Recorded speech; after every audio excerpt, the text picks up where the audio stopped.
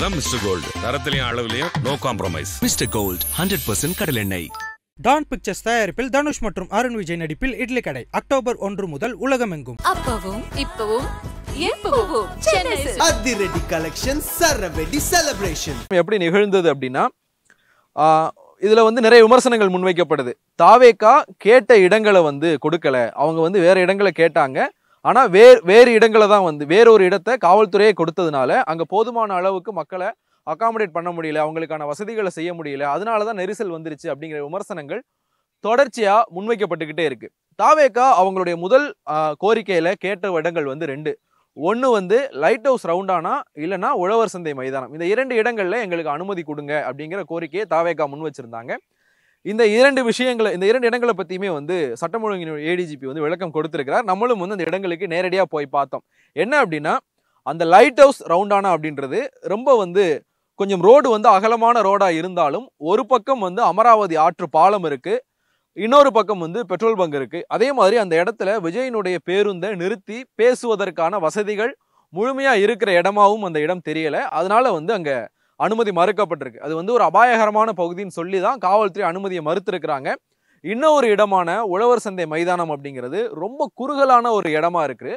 அதை தாண்டி தான் வந்து இங்க, அதாவது வேலுச்சாமிபுரத்துல தாவேகாவுக்கு வந்து அனுமதி கொடுக்கப்பட்டிருக்கு. நீங்க உழவர் சந்தை மைதானத்தை விட அகலமான சாலையா தான் வந்து வேலுச்சாமிபுரம் அந்த இது வந்து இருக்கு. இப்ப அங்க எங்க பிரச்சனை வந்துச்சு அப்படின்னா, தாவேகா தலைவர் விஜயினுடைய எல்லா பிரச்சாரங்கள்லையும் நம்ம கவனிக்கிற ஒரு விஷயம், காவல்துறையினுடைய எல்லா நிபந்தனைகளையும் மீறி தொண்டர்கள் வந்து கட்டடங்கள் மேல ஏறுறது, அதே மாதிரி வந்து மரத்து மேல ஏறி அவரை பார்க்க ட்ரை பண்றது, அவர் கூட செல்ஃபி எடுக்க ட்ரை பண்றது மாதிரியான விஷயங்களை தொடர்ச்சியா பண்ணிக்கிட்டே இருக்கிறாங்க. இங்கேயும் வந்து அது நடந்திருக்கு. அங்க வந்து அந்த தெருவில் வந்து நிறைய வந்து மரங்கள் இருக்கு. எல்லா மரங்கள்லையும் தொண்டர்கள் ஏறி நின்றுக்கிறாங்க. ஒரு கட்டத்துக்கு மேல பாரம் தாங்காமல் நிறைய மரங்கள் வந்து அங்க முறிஞ்சு விழுந்திருக்கு. இந்த காட்சிகளை வந்து நம்ம காலையிலேயே வந்து ஐபிஎஸ் தமிழை வந்து பதிவு செஞ்சிருந்தோம். மரங்கள் வந்து முறிஞ்சு விழுந்திருந்த அந்த காட்சியை வந்து நம்ம பதிவு செஞ்சிருந்தோம். அதே மாதிரி அங்க இருந்த கடைகளினுடைய சன்செட்ல வந்து ஏறி நின்றுருக்காங்க. சன்செட் அப்படிங்கிறது வந்து தகரங்கள் வச்சு போடுறது தான். அது மேல தொண்டர்கள் ஏறி நின்றுருக்கிறாங்க. அதுல இருந்தவங்களும் சரிஞ்சு விழுந்திருக்கிறாங்க. ஒரு அதிகமான உயிரிழப்புகள் நடந்த ஒரு பகுதியா வந்து காலையில் நம்ம ஒரு பகுதியை வந்து ஐடென்டிஃபை பண்ணியிருந்தோம்.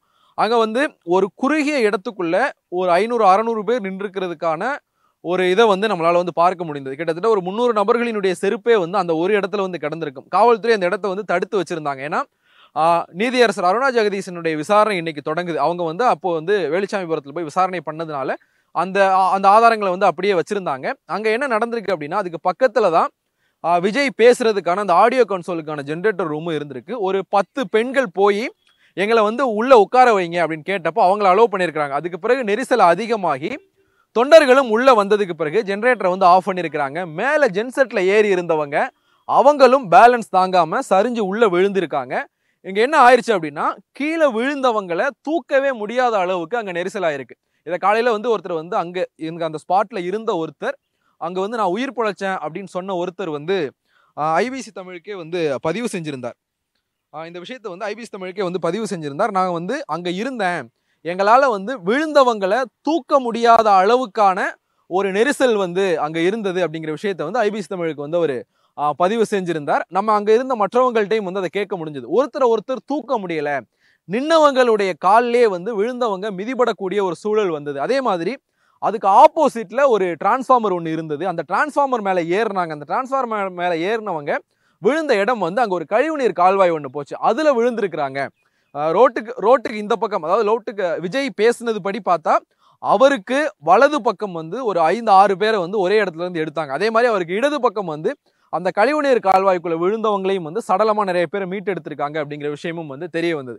இப்போ காவல்துறைகிட்ட இவங்க என்ன சொன்னாங்க, அங்க என்ன பண்ணப்பட்டது அப்படின்னா, காவல்துறை கிட்ட தாவேகா அனுமதி கேட்டது கரூர்ல இருக்கிற வேலாயுதபுரம் அந்த பகுதியில 3 மணில இருந்து 10 மணி வரைக்கும் வந்து அனுமதி கேட்டிருக்காங்க, விஜய் வந்து இங்க பேசுவார் அப்படின்னு. ஆனா தாவேகாவினுடைய அதிகாரப்பூர்வ ட்விட்டர் பக்கத்துல 12 மணிக்கு கரூர்ல விஜய் பேசுறார் அப்படிங்கிற ஒரு செய்தி வெளியிடப்பட்டிருக்கு.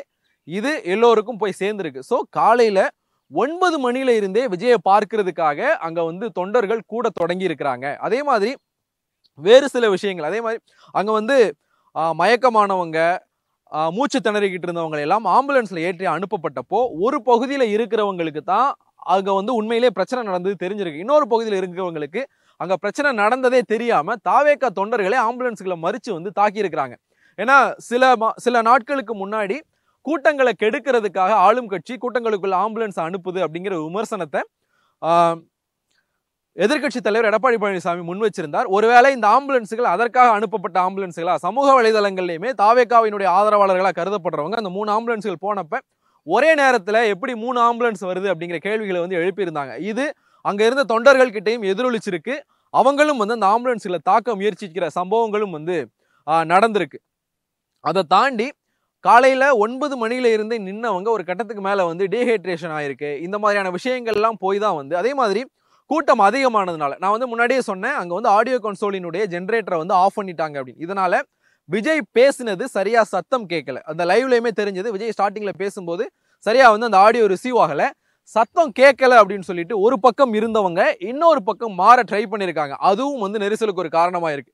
இது போக விஜய் கரூருக்குள்ள வந்தப்போ வேலாயுதம்பாளையம் அப்படிங்கிற ஒரு இடத்துல அவருக்கு வரவேற்பு கொடுக்கப்பட்டிருக்கு. மாலையில வந்து ஒரு 6 மணி போல அவர் அங்க வந்துட்டார்.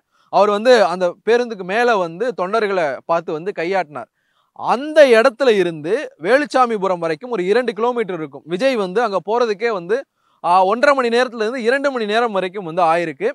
அங்க இருந்த கிரௌட், அதாவது அந்த பைபாஸ் ரோட்ல இருந்த கிரௌடு விஜய் பேசுற இடம் வரைக்கும் அப்படியே வந்து பின்னாடி வந்திருக்கிறாங்க. ஏற்கனவே அங்க இருந்த கிரௌடு, பைபாஸ்ல இருந்து விஜய் வாகனத்துக்கு பின்னாடியே வந்த கிரௌட் எல்லாமே சேர்ந்து அங்க வந்து நெரிசல் வந்து இன்னும் வந்து அதிகமாயிருக்கிற ஒரு விஷயத்தையும் வந்து அங்க பார்க்க முடிஞ்சுது. இதை தாண்டி இங்க இருக்கிற விமர்சனம் அப்படிங்கிறது வந்து காவல்துறை போதிய பாதுகாப்பு வசதிகளை செஞ்சதா அப்படின்னா, காவல்துறை சில விஷயங்களை இங்க பண்ணியிருக்கணும், அவங்க பண்ணாம விட்டுருக்காங்க. என்ன அப்படின்னா, பைபாஸ் ரோட்ல இருந்து விஜய் வரும்போது இங்க கூட்டம் அதிகமாகுது அப்படின்னா ஒரு இடத்துல வந்து விஜய் ரெஸ்ட்ரிக்ட் பண்ணியிருக்கலாம். ஏற்கனவே வந்து பெரம்பலூருக்கு அவர் போகும்போது அவரை வந்து போக விடாம பண்ணாங்க. ஏன்னா அவரே வந்து அவருடைய பெரம்பலூர் பயணத்தை ரத்து பண்ணார். அவருடைய மக்கள் சந்திப்பினுடைய முதல் நாள்ல வந்து அவர் 3 மாவட்டங்கள்ல பேசுறதா இருந்தது. திருச்சி, அரியலூர், பெரம்பலூர்ல.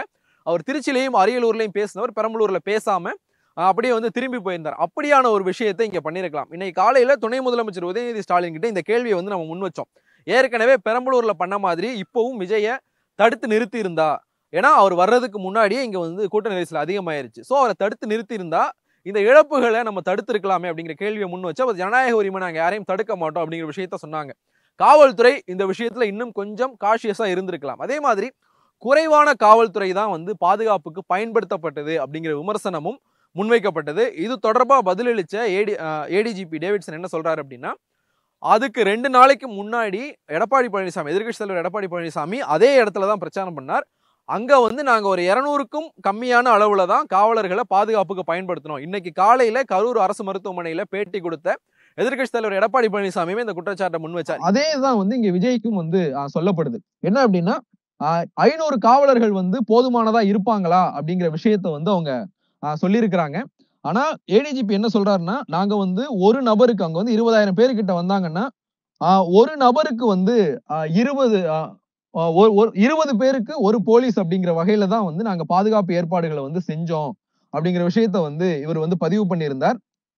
அதற்கு அடுத்ததா பார்க்கும்போது இவங்க ஏன் வந்து ரெஸ்ட்ரிக்ட் பண்ணலாங்க, ஒருவேளை வந்து ரெஸ்ட்ரிக்ட் பண்ணியிருந்தோம், விஜய் வந்து அங்க பேச விடாம பண்ணியிருந்தோம் அப்படின்னா வந்து அது பொலிட்டிக்கலான பிரச்சனைகளையும் ஏற்படுத்தி இருக்கலாம் அப்படிங்கிற விஷயங்களும் வந்து பார்க்கப்படுது. இது போக விஜய் மேல இருந்த இன்னொரு பெரிய விமர்சனம் என்ன அப்படின்னா, விஜய் வந்து இங்க வந்து பார்க்கல யாரையும் அப்படிங்கிற விஷயமும் வந்து இங்க தொடர்ச்சியா சொல்லப்பட்டது. ஆனா கரூர்ல இருந்து விஜய் கிளம்பி போனதுக்கு பிறகு திருச்சிக்கு போறதுக்கு முன்னாடி திருச்சிக்கு அவுட்டர்ல வந்து அவங்க வெயிட் பண்ணி மாவட்ட ஆட்சியரகத்துக்கு வந்து தொடர்பு கொண்டு கேட்டதாகவும், நாங்க வந்து திருப்பி கரூருக்கு வரலாமா அப்படின்னா, விஜய் கரூருக்கு திரும்பி வந்தா மீட்பு பணிகள்ல சிக்கல் இருக்கும், அவருடைய பாதுகாப்பை வந்து உறுதிப்படுத்த வேண்டிய ஒரு தேவையும் வந்து இருக்கும் அப்படின்றதுனால அவருக்கு வந்து வருவதற்கான அனுமதி மறுக்கப்பட்டதா வந்து தகவல் வந்து கிடைச்சிருக்கு. ஆனா அதே நேரத்துல வந்து தாவேகாவினுடைய 2ஆம் கட்ட தலைவர்கள் இங்க ஏன் வரல அப்படிங்கிற விமர்சனமும் வந்து முன்வைக்கப்படுது. இங்க அவங்க வராம போனதற்கான காரணம் வந்து தாவேகாவினுடைய உட்கட்சியிலே வந்து தொடர்பான விவாதங்கள் நடந்ததாகவும், யாரும் போக வேணாம் அப்படிங்கிற மாதிரி சில விஷயங்கள் நடந்ததாகவும் வந்து நமக்கு தகவல்கள் கிடைச்சிருக்கு. இன்னும் வந்து நிறைய பேர் வந்து தீவிர சிகிச்சையில வந்து இருக்கிறாங்க. பலி எண்ணிக்கை 40 அப்படின்னு சொல்லிட்டு அரசு தரப்புல இப்போ வரைக்கும் வந்து அறிவிக்கப்பட்டிருக்கு. இதுல ஸ்பாட்லயே 39 பேரு கிட்ட இறந்துட்டதா வந்து கலெக்டர் வந்து இன்னைக்கு சொல்லியிருந்தார். ஸோ இதற்கு மேல பலி எண்ணிக்கை உயராம இருக்கும் அப்படிங்கறத வந்து நம்புவோம். அடுத்தடுத்த அப்டேட்டுகளுக்கு வந்து தொடர்ந்து ஐபிஎஸ் தமிழோட இணைந்திருங்க. அதான் மிஸ்டர் கோல்டு, தரத்திலையும் அளவுலயும் நோ காம்ப்ரமைஸ். மிஸ்டர் கோல்ட் 100% கடலெண்ணெய். டான் பிக்சர்ஸ் தயாரிப்பில் தனுஷ் மற்றும் அருண் விஜய் நடிப்பில் இட்லி கடை அக்டோபர் 1 முதல் உலகமெங்கும். அப்பவும் இப்பவும் எப்பவும் சென்னை அதிரடி கலெக்ஷன் சரவெடி செலிப்ரேஷன்.